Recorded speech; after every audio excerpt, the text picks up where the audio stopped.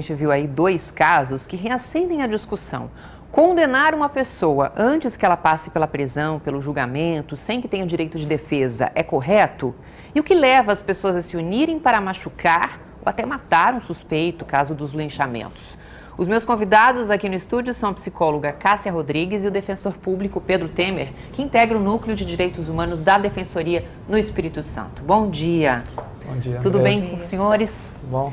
Bom, a gente viu 2 casos aí acontecendo muito próximos aqui na Grande Vitória, né? O senhor, como integra a Comissão de Direitos Humanos, como vê, como analisa uma situação, 2 situações como essas?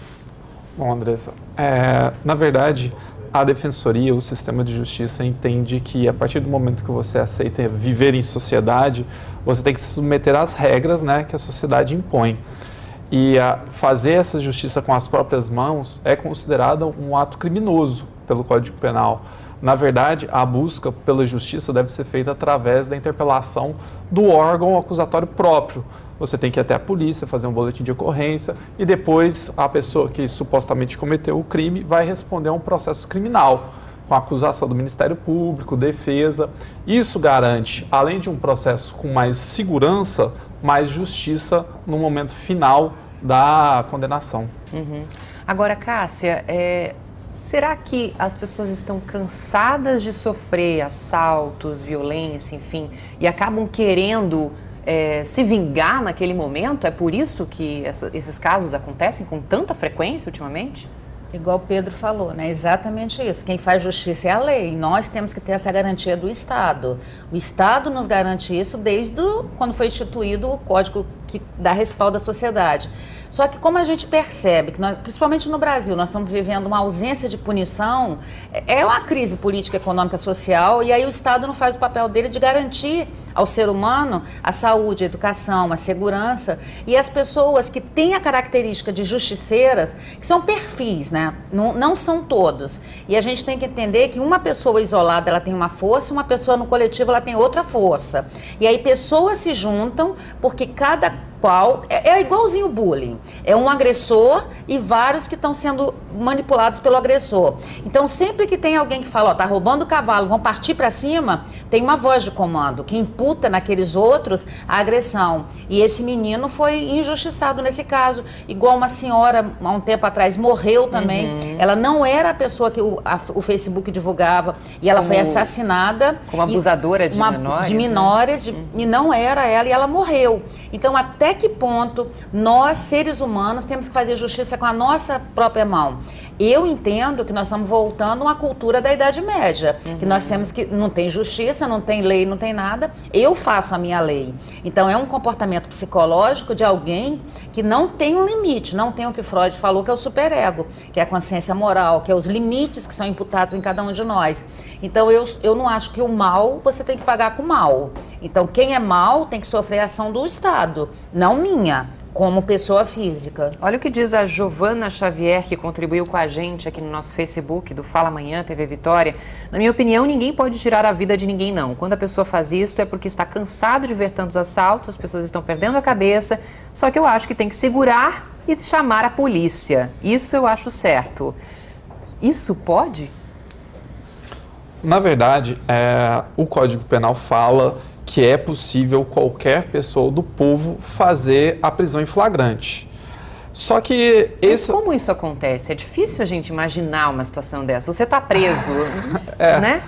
A dinâmica de funcionamento, né, dessa prisão, porque não é todo cidadão que anda com uma algema também, né?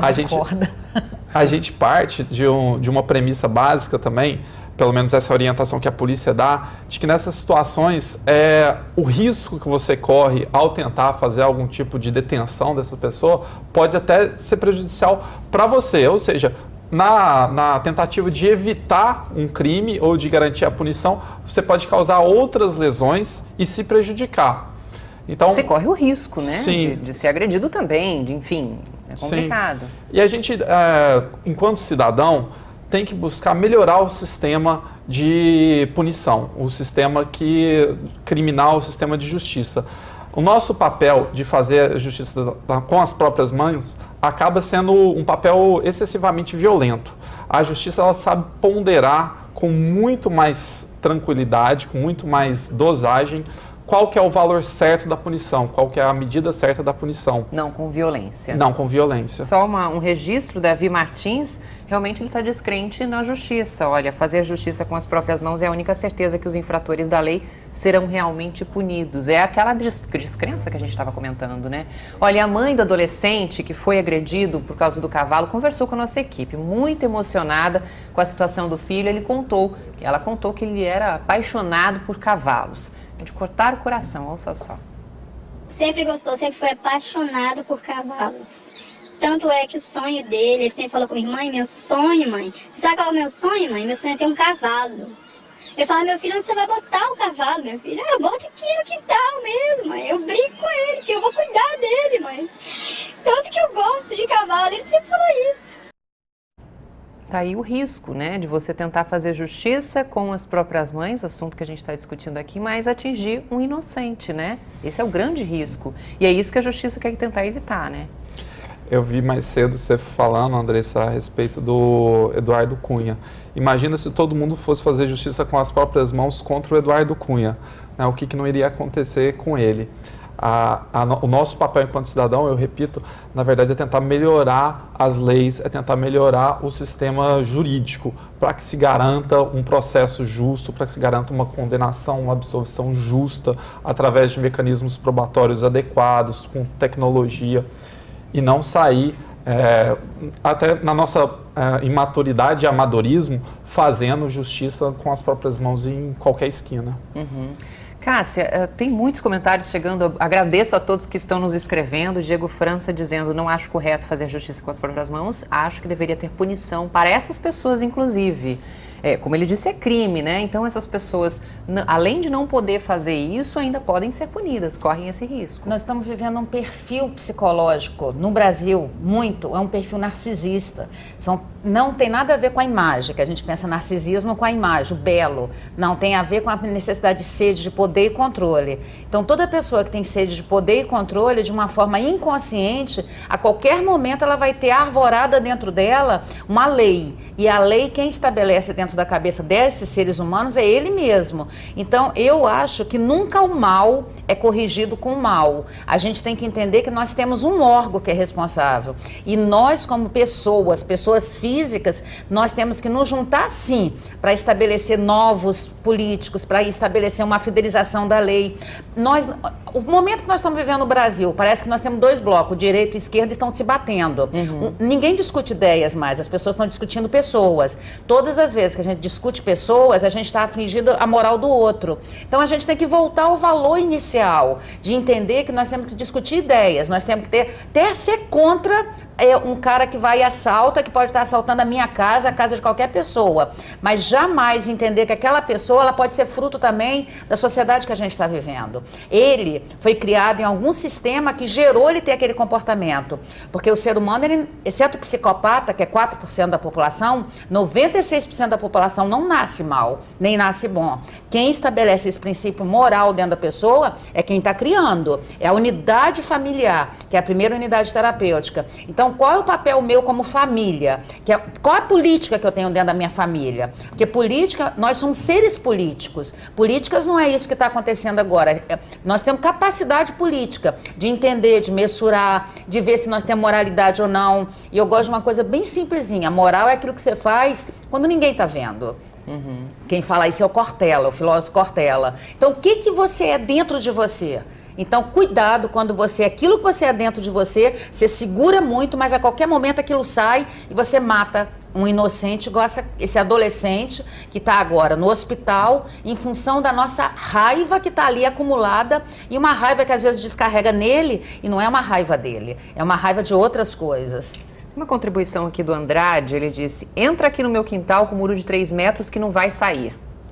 É realmente a revolta, mas aí um assalto dentro da sua casa, né? O que fazer ali? Chamar a polícia? Como? Enfim, é a contribuição do Andrade. Infelizmente, Andressa, o Estado ele não está presente em todo lugar o tempo inteiro, né? E enquanto sociedade nós temos que saber lidar com essas limitações. Então, existe a possibilidade sim de você fazer a prisão em flagrante da pessoa, né? Só que, como falei, na verdade o ideal é sempre trabalhar com o órgão legítimo para fazer esse tipo de encaminhamento, que é a polícia, o Poder Judiciário, o Ministério Público. Até para a própria segurança da sua Sim, família, até da sua integridade da física. Uma visão mais ampla do problema, você pode analisar sob a perspectiva de como você está banalizando a punição que é dada à pessoa que comete um eventual ilícito. Porque o Poder Judiciário, ele sabe estabelecer quais são os limites, né? Qual que é a pena que tem que ser adequadamente, a pena humanizada que tem que ser dada para essa pessoa, como fazer ela ser reeducada, ser ressocializada. Enquanto que um indivíduo particular, ele não consegue ter esse mesmo conhecimento técnico ou até o mesmo aparato de estrutura para fazer isso. Até porque age pelo impulso, com raiva, né, com ódio, enfim, aqueles sentimentos que não são bons, né? Eu quero agradecer muito a presença de vocês, é uma discussão que renderia muito tempo aqui, muita gente contribuindo, ó, o João Osório, Ricardo Moratti, José Francisco, Marcelo Costa, Dilma Eringer, Sherazade, o Diego França, muito obrigada pela contribuição de todos, eu agradeço também a vocês.